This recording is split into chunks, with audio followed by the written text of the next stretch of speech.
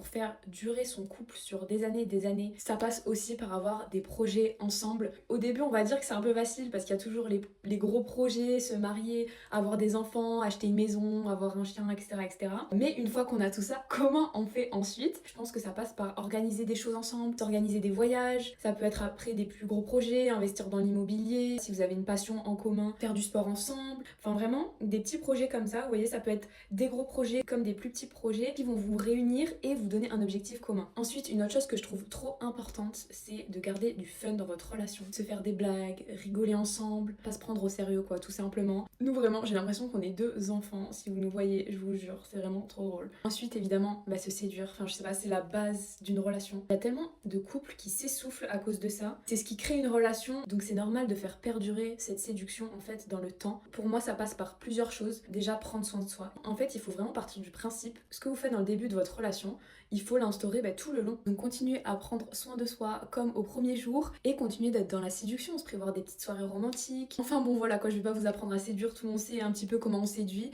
mais c'est vraiment garder ce truc et montrer à l'autre que vous voulez lui plaire et ça fonctionne dans les deux sens, on est bien d'accord. Et dernier conseil, après j'arrête de parler parce que je parle beaucoup trop, je pourrais parler de ce sujet pendant des heures, c'est de toujours soutenir l'autre. Ça me paraît hyper logique mais c'est pas toujours le cas. Soutenir l'autre dans ses projets, toujours être positif, être son pilier en fait tout simplement. Avec Auré, nous on travaille ensemble donc on est H24 ensemble en plus de ça. Et ce qui fait que ça fonctionne aussi, c'est qu'on est toujours là l'un pour l'autre. Et ce qui est assez drôle, c'est que quand il y en a un qui a un down, l'autre est toujours là pour remonter le moral, pour le remotiver, etc. Et d'ailleurs, dites-moi si ça vous intéresse une vidéo sur les couples qui travaillent ensemble. Je pourrais vous donner plein de conseils par rapport à ça. Donc n'hésitez pas à me dire si ça vous intéresse. N'hésitez pas à me dire en commentaire si j'ai oublié des choses et quels conseils vous recommanderiez. De manière générale, de toute façon, un couple ça s'entretient vraiment dans la durée et on y fait attention, on le chérit parce que c'est sûr que si vous devenez colocataire, que vous faites plus attention à rien et que les deux s'en foutent, à un moment donné ça fonctionnera plus et c'est là qu'on se retrouve face à des ruptures. Après ça arrive parfois aussi que chacun prenne un chemin de vie différent, que vous entendiez plus du tout sur certaines choses. C'est sûr que là il y a plus grand chose à faire donc c'est mieux de se séparer, mais je pense qu'il y a beaucoup de relations qui pourraient être sauvées grâce à ces petits conseils à appliquer au quotidien.